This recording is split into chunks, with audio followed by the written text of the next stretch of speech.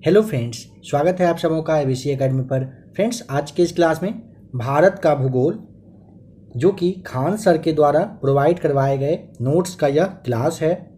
आज के इस क्लास में आप सबसे पहले यहाँ पे आप चाहें तो देख लीजिए, इन सारे एग्ज़ामों के लिए आज का यह क्लास काफ़ी ज़्यादा इम्पॉर्टेंट है।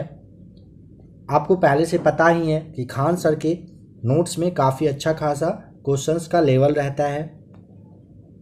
इसका और भी क्लास दिया जा चुका है। अगर आप इंडियन ज्योग्राफी को देखना चाहें तो अभी जो आपके सामने ये वाला पेज स्क्रॉल हो रहा है, ये सारे क्लास आप लोगों के लिए पहले से अवेलेबल हैं। आप लोग प्लेलिस्ट आकर चेक कर लीजिएगा। आज के इस क्लास में तो आप ज्योग्राफी को देख रहे हो, इसके अलावे भी अगर आपको क्लास देखना हो तो प्लेलिस्ट आकर चेक कर लीजिएगा। आज का यह क्लास काफ़ी ज़बरदस्त और इंटरेस्टिंग होने वाला है। आप लोग क्लास में ध्यान से बने रहिए। जिस भी सवाल का जवाब नहीं पता हो उसे याद करने की कोशिश करिए। सबसे पहला और इम्पॉर्टेंट पॉइंट को देखते हैं। भारत में वन अनुसंधान केंद्र देहरादून में है। सबसे मोस्ट वीवीआई क्वेश्चन में यही आता है कि भारत में वन अनुसंधान केंद्र है कहाँ पर, देहरादून बताना है। सबसे ज़्यादा वन कहाँ पर है, मध्य प्रदेश में। केंद्र शासित प्रदेश में सबसे ज़्यादा वन अंडमान निकोबार में है। किसी भी क्षेत्र में 33% वन का होना आवश्यक है। प्रत्येक 3 साल पर वनों का रिपोर्ट जारी किया जाता है। हम लोगों के पास औसत 23 से 24% ही वन बचा रहता है, जबकि 33% जंगल होना चाहिए। हम लोग ज़्यादा विकसित भी नहीं हैं, तब भी हमारे पास जंगल नहीं है, क्योंकि हम लोग सभी चीज़ों का उसका उपयोग नहीं किया, उसका उपयोग नहीं किया। जबकि जापान में 66% जंगल हैं और वह हमसे बहुत आगे हैं। भारत उष्णकटिबंधीय क्षेत्र में आता है। यह सवाल भी पूछा जाता है। भारत उष्णकटिबंधीय क्षेत्र में आता है, इसीलिए यहाँ हर जंगल उष्णकटिबंधीय क्षेत्र में आ जाएगा। अब यहाँ पे समझिए, उष्णकटिबंधीय सदाबहार वन होता क्या है। किसी भी वन का विकसित होने के लिए वर्षा तथा तापमान की ज़रूरत होती है। किसी भी वन का विकास होने के लिए आपको पता है ना कि वर्षा और तापमान यानी कि टेम्परेचर का ज़रूरत पड़ता है। यहाँ वर्षा की अच्छी खासी 200 सेंटीमीटर से अधिक वर्षा होती है और तापमान 22 से 23 डिग्री रहता है। यहाँ पेड़ की कई किस्में पाई जाती है। ऐसे क्षेत्र में सभी प्रकार की वनस्पति निकलती है और इन पेड़ों में पानी की कोई कमी नहीं रहती है, जिस कारण यहाँ पेड़ ज़्यादा निकल जाते हैं। इसीलिए इन्हें धूप की कमी हो जाती है। धूप तो उसी को मिलेगा जो सबसे लंबा होगा, इसीलिए यहाँ के वनस्पति बहुत तेज़ी से वृद्धि करते हैं। यहाँ के पेड़ पतले, लंबे और सघन होते हैं। इनकी लकड़ियाँ कठोर होती है। इसको ज़्यादा ज़रूरत वर्षा की होती है। 200 सेंटीमीटर से अधिक वर्षा विषुवत रेखा पर ही देखने को मिलते हैं, इसीलिए सदाबहार वन ज़्यादातर विषुवत रेखा पर ही देखने को मिलता है। इसके अलावा जहाँ सबसे अधिक वर्षा होगी वहाँ ये वन देखने को मिलेंगे। भारत में इस प्रकार की वनों का विकास पश्चिमी घाट पर्वत, मेघालय, तमिलनाडु, उत्तरी पूर्वी पहाड़ी तथा अंडमान निकोबार द्वीप में हुआ है। यह वन वर्ष भर हरे भरे रहते हैं, क्योंकि यहाँ के पेड़ पौधों में पतझड़ का समय भिन्न भिन्न है। यहाँ की मिट्टी में ह्यूमस की मात्रा बहुत अधिक होती है, जिस कारण यहाँ नए नए पौधे जमकर इस वन को घना कर देते हैं। इनमें ज़्यादातर रोजवुड, आयरनवुड, महोगनी और अबूबुनस का वृक्ष पाया जाता है। इनकी लकड़ियाँ बहुत कठोर होती है, जिस वजह से इसका आर्थिक दोहन करना बहुत अधिक कठिन है। इसे वर्षा वन भी कहते हैं। उष्णकटिबंधीय पर्णपाती वन को अब देखिए, कह रहा है कि इस प्रकार के वनों का विकास वहाँ होता है जहाँ 100 से 200 सेंटीमीटर तक वर्षा होती है, लेकिन यहाँ का तापमान 25 डिग्री टेम्परेचर कह रहा है कि होता है, जिस कारण यहाँ गर्मी ज़्यादा पड़ जाती है और पानी कम पड़ जाते हैं। भारत में सबसे अधिक यही पतझड़ वाले वन देखने को मिलते हैं। इनमें पतझड़ का मौसम एक साथ आ जाता है, जिसमें विराम देखने को मिल जाता है। इस प्रकार के वनों का आर्थिक विदोहन सर्वाधिक होता है। इस वन के वृक्ष की लकड़ी मुलायम और मजबूत होती है, जैसे आम, जामुन, साल, शीशम, सागवान और महुआ के पेड़। इस वन को मानसूनी वन भी कहते हैं। यहाँ पे आपने अभी उष्णकटिबंधीय पर्णपाती वन के बारे में देखा, ठीक है, पर्णपाती। अब यहाँ पे है उष्णकटिबंधीय शुष्क पर्णपाती। इन वनस्पतियों का विकास उस क्षेत्र में होता है जहाँ 70 से 100 सेंटीमीटर वर्षा होती है।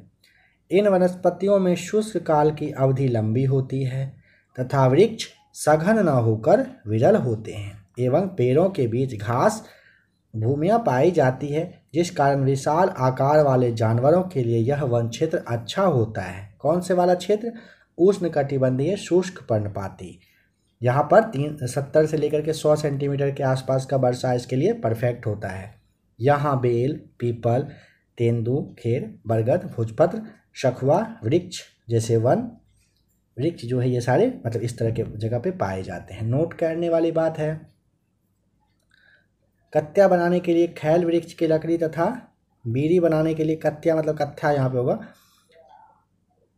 तेंदू वृक्ष के पत्ते का उपयोग किया जाता है। पर्णपाती वन भारत में पाए जाने वाले पर्वतीय वन हिमालय एवं प्रायद्वीपीय पठारी क्षेत्र में पाए जाते हैं। 2500 से 4000 मीटर की ऊंचाई पर ये वन पाए जाते हैं। यहाँ ठंड मायने रखता है। बर्फ से बचने के लिए इसका आकार कोनधारी या फिर शंकुधारी हो जाता है। इसे कोनधारी, शंकुधारी तथा अल्पाइन वन भी कहते हैं।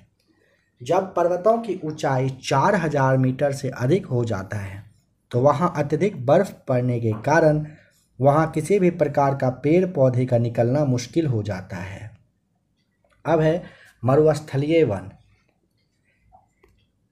यह वन उन क्षेत्रों में पाई जाती हैं जहां वर्षा 50 सेंटीमीटर से कम होती है। ये वन ज़्यादातर जो है ना राजस्थान में देखने को मिलता है। इसमें कांटे पाए जाते हैं। किसमें? मरुस्थलीय वन में। मरुस्थलीय मतलब नाम से भी आप समझ गए होंगे, मरुस्थल वाले एरिया में। दलदली वन कहाँ पर है? देखिए यहाँ पर दलदली मिट्टी पाई जाती है। यहाँ की वन लकड़ियाँ बहुत मजबूत और कठोर होती है। यहाँ के पेड़ मीडियम साइज के होते हैं। कहाँ पर? दलदली वन वाले एरिया में। और ये दूर से सदाबहार वन की तरह ही दिखते हैं। ये बहुत घना होते हैं। नाव बनाने के लिए इसी वन की लकड़ी का प्रयोग होता है। ये वन पश्चिम बंगाल के सुंदरवन डेल्टा में पाए जाते हैं। जंगल को बढ़ाने के लिए हमें कैरेक वानिकी करना पड़ेगा। एक होगा आपका सामाजिक, दूसरा है कृषि वानिकी। इस वानिकी में आम जनता को प्रेरित किया जाता है कि वो पेड़ लगाएं। दूसरा होता है कृषि वानिकी। इसमें कृषि वानिकी का अर्थ होता है एक ही भूमि पर कृषि फसल एवं वृक्ष प्रजाति को विधिपूर्वक रोपित कर दोनों की उपज लेकर आय बढ़ाना, खेती के साथ साथ जंगल लगवाना। इसी कृषि को इको फैमिली कृषि भी कहते हैं। इसे और अच्छे से समझिए आगे। तीसरा वाला पॉइंट हो जाता है आपका सामुदायिक वानिकी। इस वानिकी के द्वारा सरकार समुदाय के लोगों को लेकर सरकारी ज़मीन को चिन्हित कर जंगल लगवाती है और उन्हीं लोगों को उनका ख्याल मतलब देखभाल करना होता है और कृत्रिम जंगल बनवाया जाता है। चौथा हो जाएगा आपका फर्म वानिकी। इसके अंतर्गत किसानों से ऐसे वन लगवाया जाता है जिसका प्रयोग व्यापारिक महत्व और औषधि के लिए किया जा सके। वन विभाग इसके लिए किसानों को निःशुल्क पौधा उपलब्ध करवाती है। पांचवा और इम्पोर्टेंट है शहरी वानिकी। शहरों के इर्द गिर्द व सामाजिक भूमि जैसे हरित पट्टी, पार्क, सड़कों के डिवाइडर, औद्योगिक और व्यापारिक स्थलों पर वृक्ष लगाना और उनका प्रबंधन शहरी वानिकी के अंतर्गत करना होता है। ये शहरी वानिकी के अंतर्गत आते हैं। अब आ जाइए जलवायु पर, मौसम पर। भारत की जलवायु को समझने के लिए सर्वप्रथम मानसून को समझना पड़ेगा। ठीक है, मौसम को समझिए।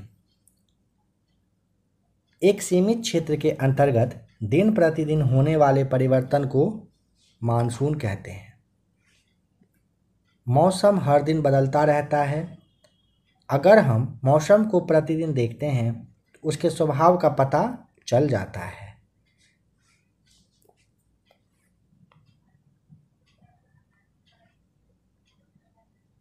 जब हम किसी क्षेत्र के मौसम पर हमेशा नज़र रखते हैं और उस पर लगातार 30 सालों तक नज़र रखते हैं तो हमें एक बहुत ही बेहतरीन अनुभव लग जाता है, मिल जाता है। यह मौसम 30 सालों में कैसा रहेगा, यही 30 साल का अनुभव और औसत को जलवायु कहते हैं। अर्थात किसी स्थान अथवा प्रदेश में लंबे समय के तापमान, वर्षा, वायुमंडलीय दाब तथा पवनों की दिशा एवं गति की समस्त दशाओं के योग को जलवायु कहते हैं। आशा है जलवायु को समझ गए होंगे। देखिए, जलवायु कभी चेंज नहीं होती। जब हम जल को आग पर गर्म करते हैं और वह वाष्प बनकर ऊपर वायु में चला जाता है तो इसे ही यही जलवायु कहलाता है। भारत में जलवायु को प्रभावित करने वाले कुछ प्रमुख कारक, पहला होता है पर्वतों की स्थिति। देखिए, पर्वत की स्थिति की वजह से भारत की जलवायु में परिवर्तन किस जगह पर है, यह भी बहुत महत्वपूर्ण भूमिका निभाता है। जैसे पश्चिमी तथा पूर्वी घाट वाला पर्वत है हिमालय पर्वत। उत्तर में स्थित हिमालय पर्वत उत्तरी पवनों से हमें अभेद सुरक्षा प्रदान करता है। जमा देने वाली महाठंडी -60 डिग्री पवनें जो हैं उत्तरी ध्रुव से चलकर मध्य एवं पूर्वी एशिया से भारत की ओर बढ़ती है। उन हवाओं को हिमालय पर्वत रोक लेता है। समझ गए? -60 डिग्री का टेम्परेचर यहाँ पे नहीं होता है। क्यों? हिमालय की वजह से। ठीक है, एक हो गया आपका हिमालय, दूसरा हो गया पश्चिमी तथा पूर्वी घाट पर्वत, तीसरा है अरावली पर्वत। अब यहाँ पे समुद्र से दूरी के बारे में समझते हैं। समुद्र से आप जितनी दूर जाइएगा मौसम में आपको उतना ही चेंजिंग देखने को मिलेगा। समुद्र की पानी न जल्दी गर्म होती है न जल्दी ठंडी होती है। जो शहर समुद्र के किनारे होता है वहाँ न ज़्यादा गर्मी और ना ही वहाँ पे ठंडी पड़ती है। वहाँ का मौसम औसत रहता है। जैसे मुंबई को देखिए, पुणे को सबसे अच्छा आप देख सकते हैं, गोवा वगैरह है। तीसरा में आता है विषुवत रेखा से दूरी के मामले में भी तापमान पे फर्क पड़ता है। जितना ज़्यादा हम विषुवत रेखा से दूर रहेंगे उतना ही ज़्यादा गोरा रहेंगे, जितना ही नज़दीक रहेंगे उतना ही ज़्यादा काले रहेंगे। क्यों? क्योंकि आपको पता है ना विषुवत रेखा पे गर्मी पड़ती है ना। विषुवत रेखा से जितनी ही दूरी पर रहेंगे आपकी जलवायु उतनी ही अलग रहेगी। एग्जाम्पल, केरल और तमिलनाडु के लोग काले और जम्मू कश्मीर के लोग गोरे होते हैं ना, इसी वजह से, क्योंकि केरल और तमिलनाडु विषुवत रेखा के पास है एक तरह से और जम्मू कश्मीर उससे दूर है। विषुवत रेखा से हम जितनी दूरी पर जाएंगे गर्मी की मात्रा कम होती जाएगी और आपकी जो जलवायु है वो हल्का हल्का चेंज होने लगती है। फिर चौथा है समुद्र तट से ऊंचाई। दुनिया की किसी भी ऊंचाई को हम समुद्र तल से मापते हैं। अगर आपकी जगह की ऊंचाई जितनी ज़्यादा रहेगी तो ठंड उतनी ही ज़्यादा पड़ती है। पाँचवें पे आता है मानसून। हमारी जलवायु मानसून पर भी निर्भर करती है। वैसे काला बादल जिसमें बारिश कराने की मात्रा रहती है उसे मानसून कहते हैं। ये बादल जब पर्वतों से टकराते हैं तो वर्षा करा देते हैं और बहुत ज़्यादा टकरा जाते हैं तो वहाँ बादल फट जाता है। जून जुलाई में बादल बहुत ज़्यादा बनते हैं क्योंकि इस समय सूर्य कर्क रेखा पर रहते हैं। सूर्य समुद्र के पानी को गर्म कर देता है और पानी वाष्प बनकर ऊपर चला जाता है। यही वाष्प बादल बन जाता है। यह मानसून हल्का दाहिने ओर घूमकर चलता है। इस मानसून को अरावली पर्वत नहीं रोक पाती है क्योंकि वह समानांतर है और उत्तराखंड में जाकर बहुत तेज़ी से हिमालय से टकरा जाती है। यहाँ बादल बहुत अधिक आकर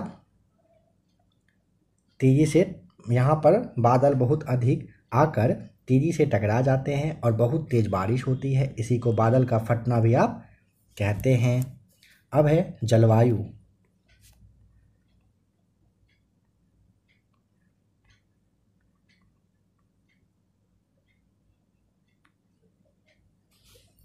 किसी खास जगह जिसके बारे में आपको सटीक जानकारी हो उसे जलवायु कहते हैं। मौसम का अनुभव जब हमें हो जाता है उसका अंदाज़ा हमें लग जाता है और उसी अनुभव को जलवायु कहा जाता है।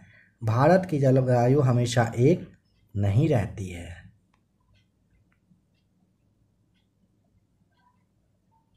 हमारी हर चीज़ जलवायु पर ही निर्भर करती है। हमारे देश में एक जैसी जलवायु नहीं पाई जाती है। हम लोग जलवायु को ऋतुओं में बांट रखे हैं। जैसे भारत में 4 प्रकार के मेन ऋतु हैं: शीत ऋतु, ग्रीष्म, वर्षा और शरद।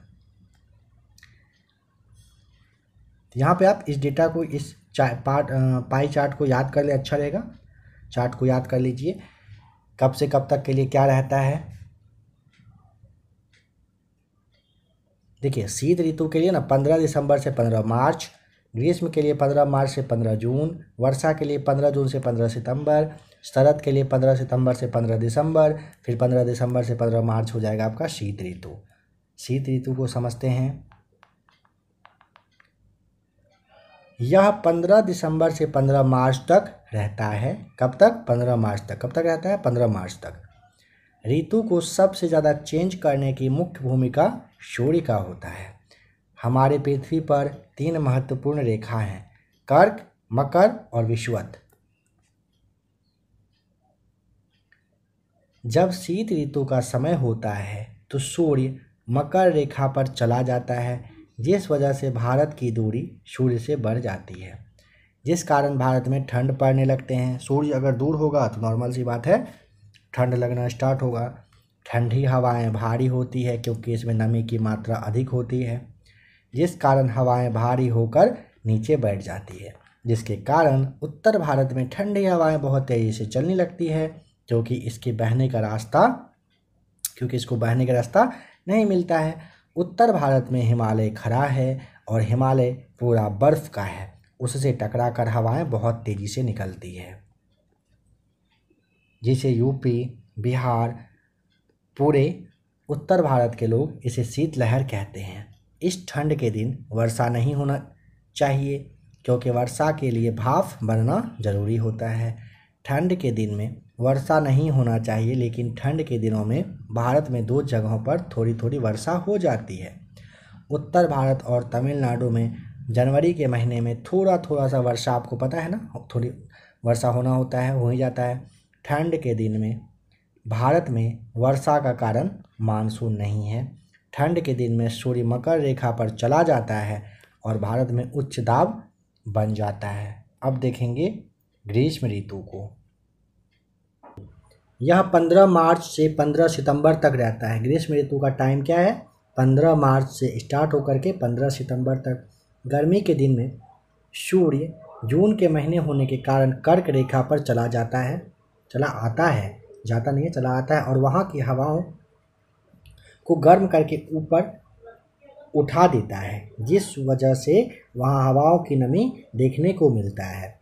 वहाँ की नमी को पूरा करने के लिए हवाएं बहुत तेज़ी से चलने लगती है और आंधी का रूप ले लेती है। इन हवाओं को अलग अलग राज्यों में अलग अलग नामों से जानते हैं। बंगाल में इसे काल बैसाखी, पंजाब में धूल भरी आंधी, यूपी बिहार में इसे लू कहते हैं, असम में इसे वोडो चिली कहा जाता है। देखिए, बादल को वर्षा ऋतु में बरसना चाहिए, लेकिन कभी कभी यह पहले ही वर्षा करा देता है, जिसे प्री मानसून कहा जाता है। मानसून जब बरसता है तो मौसम ठंडा रहता है, लेकिन प्री मानसून जब बरसता है तो गर्मी और वर्षा दोनों होने लगती है। यह किसी चीज़ के लिए फ़ायदेमंद होता है, जैसे आम है, अंगूर है, और फूल के लिए फ़ायदेमंद होता है। कभी कभी प्री मानसून अच्छा साबित हो जाता है। असम में चाय की खेती बहुत अच्छी हो जाती है, इसी कारण से असम के लोग यहाँ पे इस प्री मानसून का इंतज़ार करते हैं और कहते हैं कि यह वर्षा नहीं, ये झरना के समान है, इसीलिए असम के लोग इसे टी सावर कहते हैं। कर्नाटक में फूलों की खेती है और फूलों की खेती के लिए यह वर्षा अच्छा काम कर देता है, तो वहाँ के लोग इसे चेरी ब्लॉसम, केरल में लोग इसे मैंगो सावर के नाम से जानते हैं। वर्षा ऋतु 15 जून से 15 सितंबर तक यह रहता है। इस समय मानसून का आगमन होता है। मानसून की उत्पत्ति अरबी भाषा के मानसीम शब्द से हुई है, जिसका अर्थ होता है ऋतु के अनुसार वायु की दिशा में परिवर्तन। यह दिशा परिवर्तन कर लेता है। भारत में मानसून दक्षिण पश्चिम दिशा से जून के पहले सप्ताह में केरल में प्रवेश करता है और 15 जुलाई तक पूरे भारत में फैल जाता है। सबसे अंत में पंजाब में यह पहुंचता है। सबसे ज़्यादा वर्षा मेघालय के मासिनराम में 1400 सेंटीमीटर तक होती है। रेन गेज से वर्षा को मापा जाता है, यह भी ध्यान रखेंगे। सबसे कम वर्षा लेह में होती है। लौटते मानसून से वर्षा आंध्र प्रदेश तथा तमिलनाडु में होता है। सवाल यहाँ पे काफ़ी सारा बन रहा है। अगर आपने पहले किसी भी प्रैक्टिस सेट या फिर एग्ज़ाम में आप बैठे होंगे तो आपको पता चल रहा होगा। सबसे कम वर्षा लेह में होती है। लौटते मानसून से वर्षा कहाँ पर? आंध्र प्रदेश और तमिलनाडु में होती है। भारत में मानसून 2 दिशा से आती है। पहला, भारत में आने वाले मानसून दक्षिण पश्चिम मानसून होता है। यह मानसून 80% वर्षा कराती है। भारत में लौटता हुआ जो मानसून है यह उत्तर पूर्व मानसून होता है, जो कि 17% वर्षा कराती है। शेष 3% वर्षा पश्चिमी विक्षोभ की वजह से होती है, यह भी ध्यान रखेंगे। शरद ऋतु यह 15 सितंबर से 15 दिसंबर के बीच होता है। इस समय मानसून लौट चुका होता है। मानसून लौटने के कारण आसमान पूरी तरह साफ हो चुका रहता है, जिस कारण से चिलचिलाती धूप पड़ती है। इस समय मौसम औसत रहता है क्योंकि सूर्य हमसे दूर जा रहा होता है। भारत के बारे में आपको पता है, भारत एक कृषि प्रधान देश है। भारत की कुल जनसंख्या का 65% आबादी कृषि पर निर्भर करता है, किंतु भारत के राष्ट्रीय आय में कृषि का योगदान मात्र 15% है। हमारे यहाँ कृषि में पैदावार कम होता है, जिसका कारण मुख्य कारण कहिए कि खेत का छोटा होना होता है। हमारे यहाँ कृषि व्यापारिक ना होकर के जीवन निर्वाहन कृषि की जाती है, मतलब व्यापार की दृष्टि से ना होकर के अपने जीवन यापन को अच्छा बनाने के नज़रिए से कृषि किया जाता है। कृषि कई प्रकार की होती है।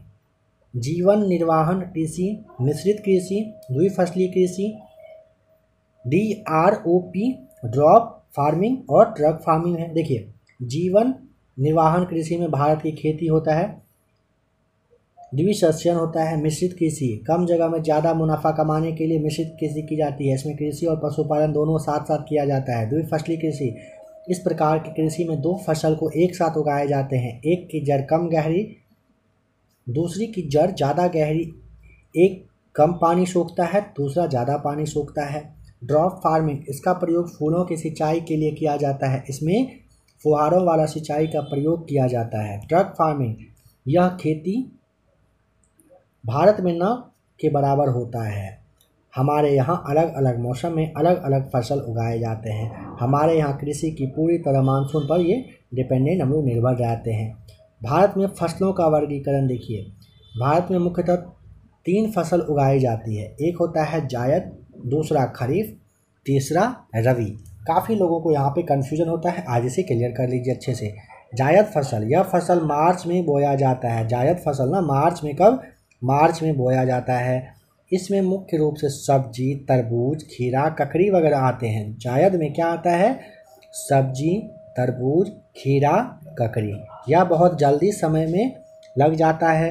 मई में इस फसल को काट लिया जाता है। यह बहुत तेज़ी से बढ़ते रहते हैं। ठीक है, अब यहाँ पे समझिए खरीफ को, इसे जुलाई के महीने में बोया जाता है। इस फसल को पानी की ज़्यादा ज़रूरत नहीं होती है। इसमें मुख्य रूप से चावल, ज्वार, बाजरा, मक्का आते हैं। इसे मानसूनी फसल भी कहते हैं। इसकी कटाई अक्टूबर नवंबर में की जाती है। नंबर 3 पे आता है कौन सा?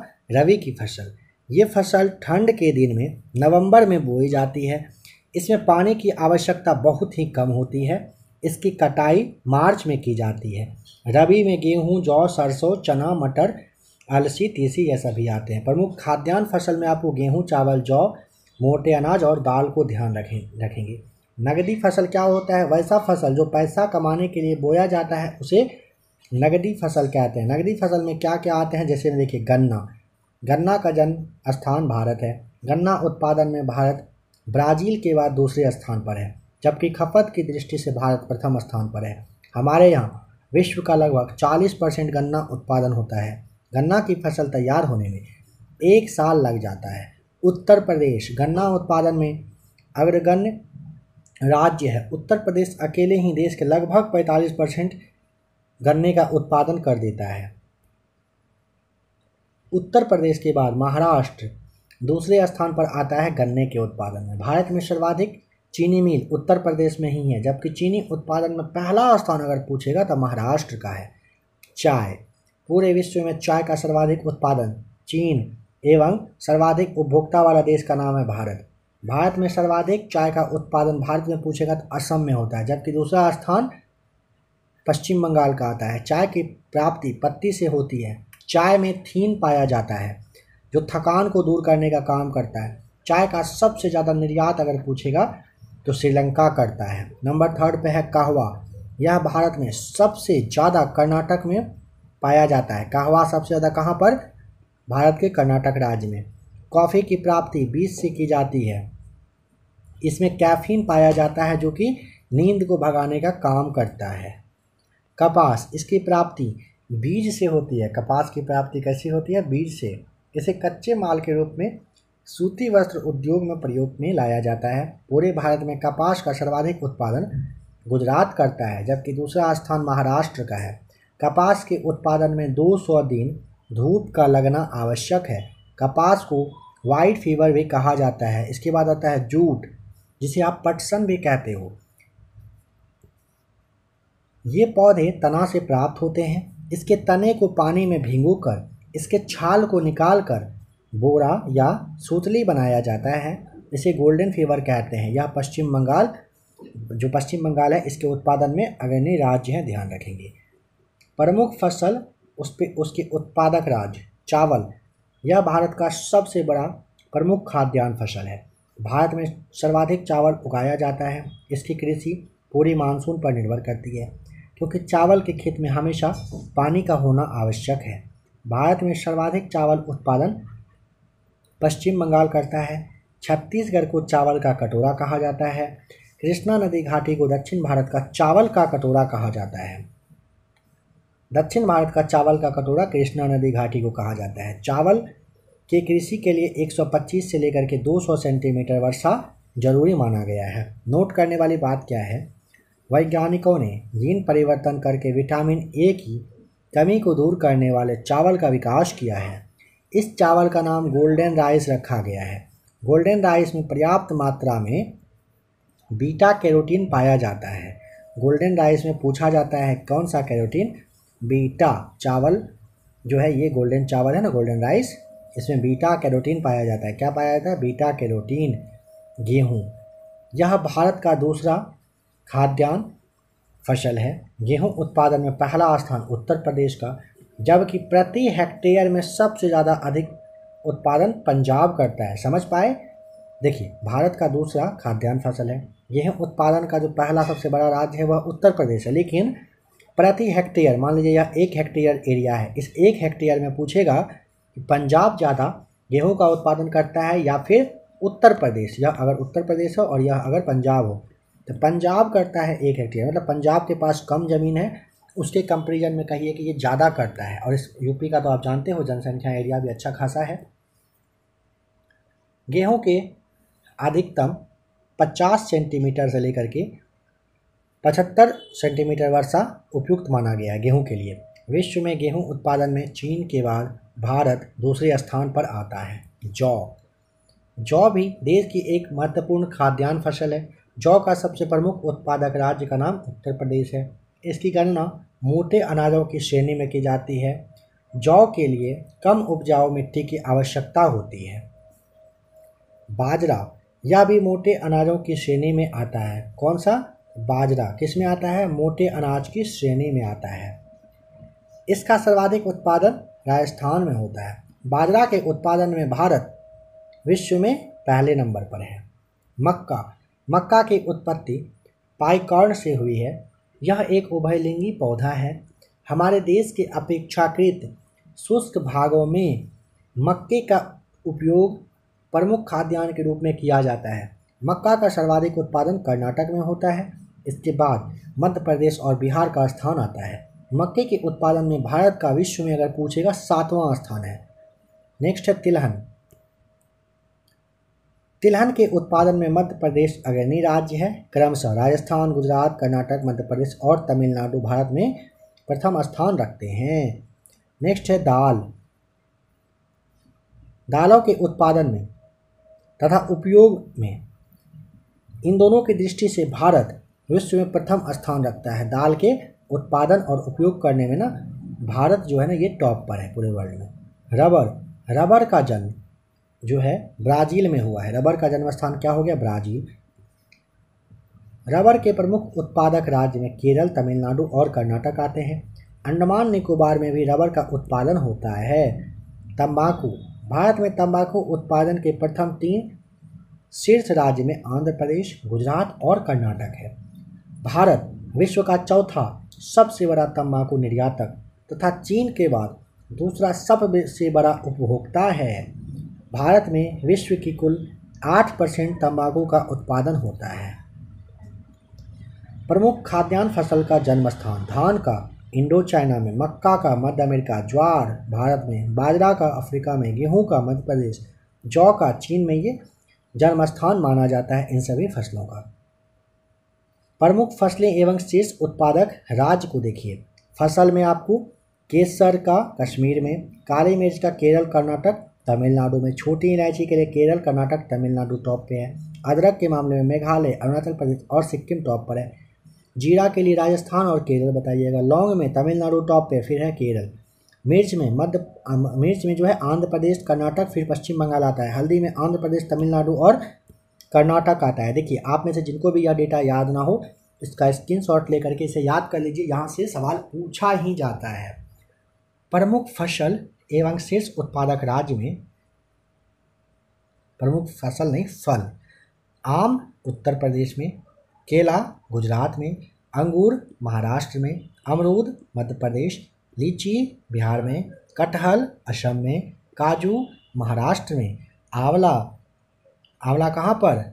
उत्तर प्रदेश में, पपीता गुजरात में, अनानास पश्चिम बंगाल में, नारियल तमिलनाडु, सपोटा गुजरात में, अखरोट जम्मू और कश्मीर में, संतरा महाराष्ट्र में, नींबू और आंध्र प्रदेश में, सेब जम्मू और कश्मीर में उत्पादन होता है सबसे ज़्यादा। अब आ जाइए हरित क्रांति पर। यह तीसरी पंचवर्षीय योजना के अंतिम समय में 1966 में प्रारंभ हुआ।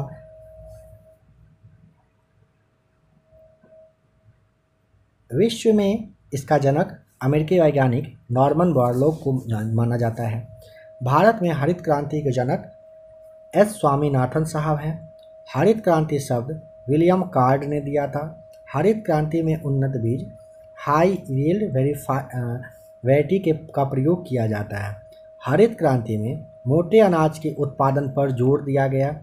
इसमें गेहूं का उत्पादन बढ़ गया, धान का उत्पादन को कोई प्रभाव नहीं पड़ा, जबकि दलहन एवं तिलहन का उत्पादन घट गया था। यानी कि हरित क्रांति मोटे अनाज के लिए सक्सेस रहा। हरित क्रांति का केंद्र यूपी का शामली था। शामली है।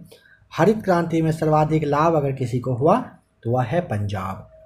दूसरा वाला हरित क्रांति, इसमें आनुवंशिकी रूप से वृद्धि किए गए फसल को बोते हैं। ऐसे फसलों को जेनेटिकली मॉडिफाई फसल कहा जाता है। अब आते हैं खनिज यानी कि मिनरल्स को। यहाँ पे देखिए समझिए, यहाँ पे शायद थोड़ा सा छोटा आपको यहाँ पे लेटर वगैरह अक्षर वगैरह दिखाई दे, यहाँ पे थोड़ा सा मैनेज करिए बस इस पेज में खास करके। खनिज यानी कि मिनरल्स पृथ्वी के भूगर्भ से खुदाई करके प्राकृतिक रूप से पाए जाने वाले तत्वों या यौगिक को खनिज कहते हैं, जैसे कोयला, अभ्रक, जस्ता आदि। समझ गए। अयस्क क्या होता है? जिस खनिज में धात्विक गुण हो और उसमें से धातु आसानी से कम खर्चे से प्राप्त की जा सकती हो उसे अयस्क कहते हैं, जैसे हेमेटाइट, बॉक्साइट। खनिजों का वर्गीकरण, क्लासिफिकेशन ऑफ मिनरल्स को देखिए। ऊर्जा खनिज अधात्विक और धात्विक में क्या अंतर है? इससे ईंधन ऊर्जा प्राप्त होती है, इसमें धातुएं नहीं पाई जाती है और धातु में धातु रहता है। जीवाश्म ईंधन देखिए, अवसादी चट्टान से कोयला, पेट्रोलियम, प्राकृतिक गैस, आणविक ईंधन से यूरेनियम, प्लूटोनियम, थोरियम और बेरिलियम। अधात्विक से यहाँ पे आप इसे देख लीजिए, एग्जाम्पल में दिया हुआ है क्या क्या है, इसे आगे अच्छे से देखने वाले हैं फिर से। आइए अब इसे देखिए, ऊर्जा के स्रोत को देखिए। ऊर्जा के स्रोत को दो भागों में बांटा गया है। एक होता है अन्वीकरणीय ऊर्जा, जिसे आप परंपरागत कहते हो। दूसरा होता है नवीकरणीय ऊर्जा, जिसे गैर परंपरागत कहते हैं। परंपरागत में ऊर्जा का वैसा स्रोत जिसका एक बार प्रयोग करने के बाद दोबारा प्रयोग में लाया जा सकता है। जैसे तापीय ऊर्जा में आपका जैसे कोयला है, पेट्रोलियम है, प्राकृतिक गैस है, इसका एक बार यूज करेंगे दोबारा यूज नहीं होता है। जल ऊर्जा, आणविक ऊर्जा वगैरह हो गया। नवीकरणीय ऊर्जा में क्या होता है ना कि ऊर्जा का यह ऐसा स्रोत है जिसका बार बार उपयोग करते हैं, अर्थात एक बार समाप्त हो जाने पर उससे दोबारा प्राप्त उसे किया जा सकता है। जैसे सौर ऊर्जा, पवन ऊर्जा, ज्वारीय ऊर्जा, तरंग ऊर्जा, भूकंपीय ऊर्जा, भूगर्भिक ऊर्जा सभी आते हैं। भारत में खनिज विकास एवं सर्वेक्षण के लिए मुख्य रूप से दो संस्थाएं हैं। एक है जियोलॉजिकल सर्वे ऑफ इंडिया, जो कि कलकत्ता में हेडक्वार्टर है। भारतीय खनन ब्यूरो का हेडक्वार्टर कहाँ पर है? मुख्यालय नागपुर में है। भारत के शीर्ष 3 खनिज उत्पादक राज्य में आता है राजस्थान नंबर 1 पे 17% के साथ, उड़ीसा सेकेंड, आंध्र प्रदेश तीसरे के साथ। यहाँ पे किसका कितना उत्पादन होता है इसे आप देख लीजिए एक बार। भारत में पाए जाने वाले प्रमुख खनिज को देखते हैं। तांबा मानव सभ्यता द्वारा सबसे पहले प्रयोग की जाने वाली धातु है। तांबा विद्युत का सुचालक है, इसलिए विद्युत तार बनाने में इसका प्रयोग किया जाता है। भारत में तांबे का सबसे अधिक उत्पादन में मध्य प्रदेश 64% के साथ, राजस्थान हो जाएगा 28% के साथ। भारत में तांबे का सबसे अधिक भंडार है राजस्थान में। प्रमुख खान कहाँ पर? राजस्थान का खेतरी, झुंझुनू और अलवर है। मध्य प्रदेश में एक जगह है बालाघाट। भारत में तांबे के लिए देखिए, आप इसे याद ऐसे करिए, तांबे का सबसे ज़्यादा अधिक भंडार कहाँ पर? राजस्थान में है। खान कहाँ पर है तांबे का? राजस्थान का खेतरी, झुंझुनू और अलवर फेमस है। मध्य प्रदेश में खान कहाँ पर है? बालाघाट में। डायमंड, हीरा को देखिए, हीरा सबसे कठोर अधातु है और कार्बन का सबसे शुद्ध रूप होता है। भारत में हीरे का सबसे अधिक उत्पादन मध्य प्रदेश में होता है। भारत में हीरे का सबसे अधिक भंडार मध्य प्रदेश में है। दुनिया में सबसे अधिक हीरे का अगर उत्पादन पूछेगा रूस में करता है। दुनिया में हीरे का सबसे अधिक भंडार किम्बरले, जो कि दक्षिण अफ्रीका है, यहीं पर है। चलिए सोना के बारे में आप लोग बताइएगा तो जरा सा कुछ पूछा जाएगा यहाँ पे। देखिए, अगर प्रमुख खान का बात करेंगे तो मध्य प्रदेश का पन्ना जिला फेमस है इसके लिए। सोना यानी कि गोल्ड। सोना एक बहुमूल्य धातु है जिसका कि उपयोग आभूषण बनाने, सिक्का बनाने में किया जाता है। भारत का लगभग 99% सोना कर्नाटक से मिलता है। चलिए बताइए, क्या यह सही है? भारत में सोना सबसे ज़्यादा कर्नाटक से मिलता है क्या? हाँ या ना? अगर नहीं तो कहाँ से मिलता है? अगर हाँ तो फिर कोई बात ही नहीं है, नेक्स्ट क्लास में इसके बारे में फिर से बात करेंगे। दुनिया में सबसे अधिक अगर सोने का उत्पादन पूछता है तो आपको यहाँ पे चीन बताना है। सोना को रहने दीजिए। चलिए, चांदी। भारत में चांदी की स्वतंत्र खानें नहीं पाई जाती है, यह प्रायः जस्ता और सीसा के साथ मिश्रित रूप में पाई जाती है। भारत में चांदी का सबसे अधिक उत्पादन करता है राजस्थान 99%। भारत में चांदी का सबसे अधिक भंडार अगर पूछेगा तो राजस्थान में ही है। दुनिया में सबसे अधिक चांदी का उत्पादन करने वाला देश है मैक्सिको।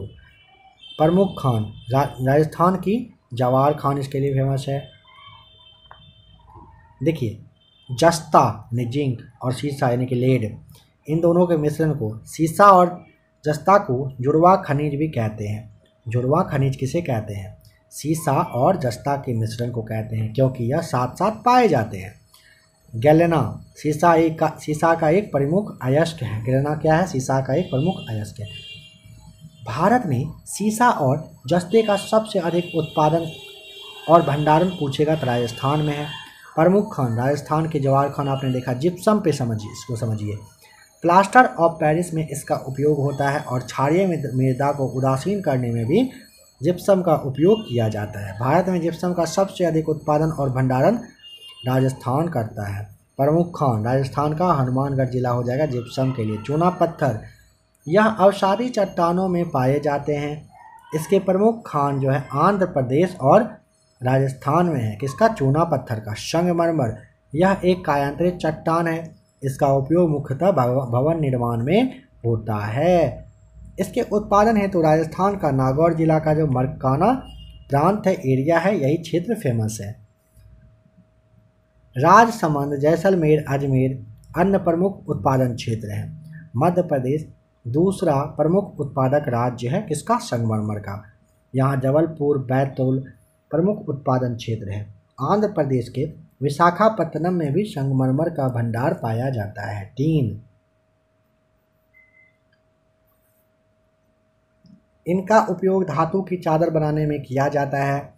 भारत में लगभग इसका संपूर्ण भंडार व उत्पादन छत्तीसगढ़ में ही होता है। भारत में टीन का सबसे अधिक उत्पादन और भंडारण छत्तीसगढ़ में होता है। प्रमुख खान में छत्तीसगढ़ का बस्तर जिला आता है। टंगस्टन, टंगस्टन के लिए आपको उड़ीसा और आंध्र प्रदेश बताना है। निकेल के लिए राजस्थान और मध्य प्रदेश। अभ्रक, अभ्रक के लिए अभ्रक देखिए, अभ्रक क्या है ना, विद्युत का कुचालक होता है, इसीलिए इसका उपयोग विद्युत उपकरण बनाने में किया जाता है। किसका? अभ्रक का यूज। भारत में अभ्रक का सबसे अधिक उत्पादन और भंडारण आंध्र प्रदेश में है।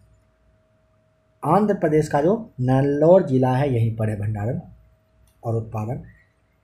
बॉक्साइट, बॉक्साइट एक धात्विक खनिज है। यह एल्युमिनियम का अयस्क है। भारत में ओडिशा बॉक्साइट का उत्पादन और भंडार में प्रथम स्थान रखता है। भारत में बॉक्साइट का सबसे अधिक उत्पादन पूछेगा कहाँ पर, तो आपको उड़ीसा ही बता देना है।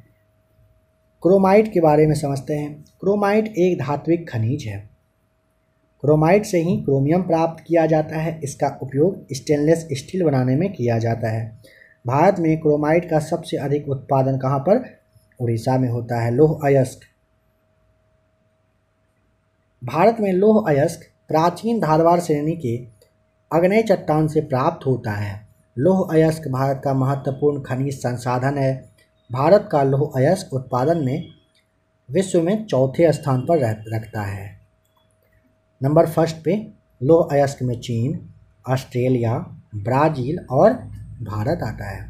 भारत में लौह अयस्क का सबसे अधिक उत्पादन उड़ीसा में है। प्रमुख खान कर्नाटक का कुद्रेमुख, छत्तीसगढ़ का बेलाडीला, उड़ीसा का क्योंझर आपको बता देना है। एंथ्रासाइड और बिटुमिनस कोयला को समझिए। एंथ्रासाइड यह सबसे अच्छी किस्म का कोयला है। इसमें कार्बन की मात्रा 85 से 90% से अधिक होती है। बिटुमिनस, इस कोयले में कार्बन की मात्रा 65 से 75% कार्बन होती है। भारत में सबसे ज़्यादा बिटुमिनस कोयला ही पाया जाता है। इसे कठोर कोयला भी कहते हैं। इस प्रकार की कोयला मुख्यतः जम्मू कश्मीर में पाया जाता है। इसे काला कोयला कहा जाता है। किसे? बिटुमिनस को काला कोयला कहा जाता है। हमारे यहाँ 4 प्रकार के लौह अयस्क पाए जाते हैं। मैग्नेटाइट, हेमाटाइट, लिमोनाइट और सिडेराइट।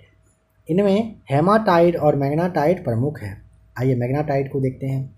यह सर्वोत्तम प्रकार का लौह अयस्क है। यह काले रंग का होता है तथा इसमें धातु की मात्रा 72% तक होती है।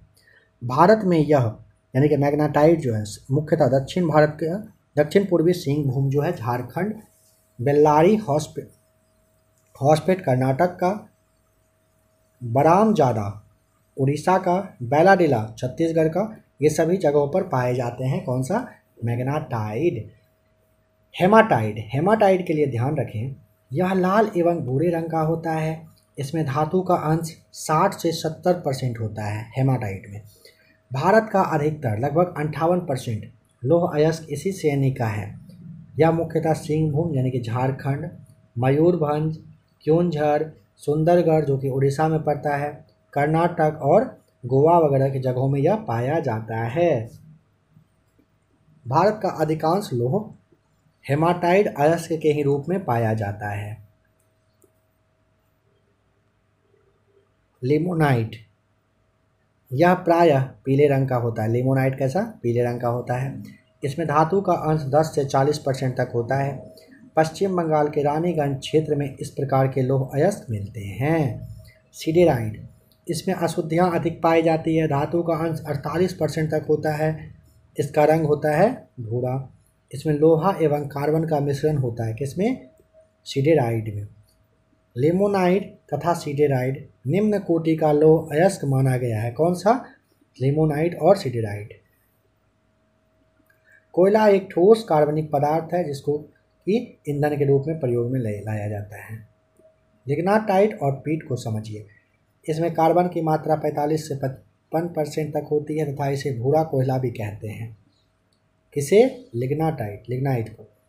इसे नरम कोयला भी कहा जाता है। पीट में क्या होता है? इस पीट में कार्बन की मात्रा 45% से भी कम होती है और यह सबसे निम्न श्रेणी का कोयला होता है। इसमें नमी की मात्रा सर्वाधिक होती है।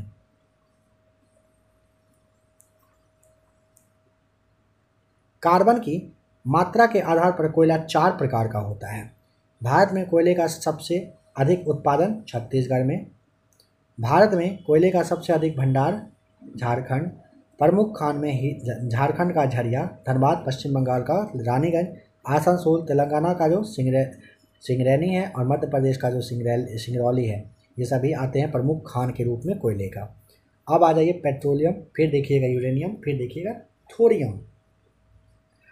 भारत में पेट्रोलियम उत्पाद में सबसे प्रमुख योगदान अपतटीय क्षेत्रों का है। देश में अपतटीय क्षेत्रों का कुल योगदान लगभग 66% है। असम के डिगबोई को तेल नगरी के रूप में जाना जाता है।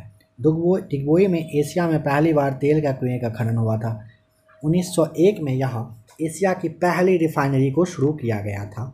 मुंबई से लगभग 176 किलोमीटर दूर खंभात की खाड़ी में मुंबई हाई की खोज 1973 में हुई और देश का सर्वाधिक तेल उत्पादन यहीं से होने लगा। पेट्रोलियम के बाद अभी और देखिए पहले, भारत का पहला समुद्री तेल क्षेत्र पेट्रोलियम कुआं की खुदाई गुजरात के आलियावेत में किया गया था। यूरेनियम का उपयोग परमाणु संयंत्रों में ईंधन के रूप में किया जाता है। यूरेनियम का उपयोग परमाणु बम बनाने में किया जाता है। भारत यूरेनियम के उत्पादन में आत्मनिर्भर नहीं है। भारत में यूरेनियम का सबसे अधिक उत्पादन आंध्र प्रदेश में होता है। भारत में यूरेनियम के सबसे महत्वपूर्ण खान में झारखंड का जो जादूगोरा है यही आता है। थोरियम, भारत थोरियम का विश्व में सबसे बड़ा उत्पादक देश है और विश्व का सबसे बड़ा थोरियम का जो भंडार है वो केरल में है। थोरियम केरल तट पर मोनाजाइट बालू से प्राप्त किया जाता है। भारत में थोरियम का सबसे अधिक उत्पादन केरल में होगा। बेरिलियम के लिए समझिए, यह भी आणविक ऊर्जा का स्रोत है। ग्रेफाइट अरुणाचल प्रदेश जम्मू कश्मीर में पाया जाता है। अब इसका स्मरणीय तथ्य जो है, याद करने वाली बातें, इसे समझिए। जिस खनिज से धातु प्राप्त होती है उसे धात्विक खनिज कहा जाता है। प्रमुख धात्विक खनिज में लौह अयस्क, manganese, tungsten, nickel, boron, titanium, cobalt वगैरह आते हैं। भारत में सबसे पुराना तेल का भंडार डिगबोई असम में है। कर्नाटक, उड़ीसा, झारखंड एवं मध्य प्रदेश इत्यादि राज्यों में लौह अयस्क भंडार बड़े पैमाने पर मौजूद हैं। कोयला, तेल, गैस, जल विद्युत, यूरेनियम इत्यादि ऊर्जा वगैरह के वाणिज्यिक स्रोतों में विशुद्धतः शामिल होते हैं। 1994 में भारत में प्रति व्यक्ति ऊर्जा की खपत 243 किलोग्राम तेल के बराबर में थी। वर्ष 1970-80 के दौरान भारत में पहली बार तेल ऊर्जा संकट हुआ था। जिस खनिज में धातु के अंश नहीं पाए जाते हैं उसे अधात्विक खनिज कहते हैं, जैसे जिप्सम, अभ्रक, चूना पत्थर, डोलोमाइट, पायराइट, ग्रेफाइट, नमक, जिरकॉन, हीरा, एस्बेस्टस वगैरह। मैग्नेटाइट लौह अयस्क में धातु का अंश लगभग 72% होता है। यह सर्वोत्तम लौह अयस्क होता है। झारखंड का मूरी अल्मुनिया प्लांट हेतु जाना जाता है। झारखंड का जो मूरी है ना, अल्मुनिया प्लांट के लिए जाना जाता है। भारत में लगभग 97% मैग्नीज महाराष्ट्र, मध्य प्रदेश, उड़ीसा, कर्नाटक और आंध्र प्रदेश में पाई जाती है। कर्नाटक के कोलार एवं हट्टी क्षेत्र में भारत का लगभग 99% स्वर्ण उत्पादन होता है। भारत में यूरेनियम का उत्पादन झारखंड के जादूगोरा में होता है। थोरियम मोनोजाइट अयस्क से प्राप्त होता है। इसका विश्व में सर्वाधिक भंडार एवं उत्पादन केरल में है। एंथ्रेसाइट कोयला सर्वोत्तम कोटि का कोयला होता है। इसमें कार्बन की मात्रा लगभग 80 से 90% होती है। भारत में गोंडवाना कोयला क्षेत्र से ही 99% कोयला प्राप्त होता है। पेट्रोलियम कहिए, खनिज कहिए। तेल की दिशा में आत्मनिर्भरता के लिए कृष्ण क्रांति की शुरुआत हुई थी। भारत में जल विद्युत शक्तिगृह सर्वप्रथम वर्ष 1897 में दार्जिलिंग यानी पश्चिम बंगाल में स्थापित किया गया था। प्रमुख जीवाश्म ईंधन है कौन कौन से? कोयला, प्राकृतिक गैस, पेट्रोलियम वगैरह। भारत का उद्योग।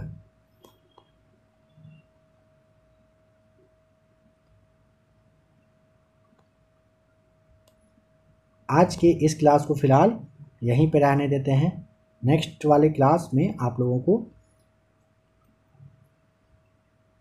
यह जो अभी आप टॉपिक देख रहे हो इसे करवा दिया जाएगा, ठीक है। आप लोग प्लेलिस्ट आकर सबसे अच्छा है चेक कर लें। आशा करता हूँ आज का भी क्लास आपके लिए अच्छा रहा होगा।